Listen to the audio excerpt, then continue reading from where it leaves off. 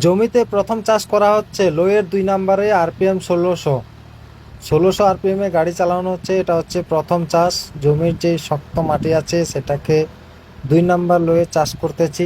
তো কেমন হচ্ছে কমেন্টে জানাও। এবং আমি চাষ করতেছি মেশিও রোটাভেটর দিয়ে।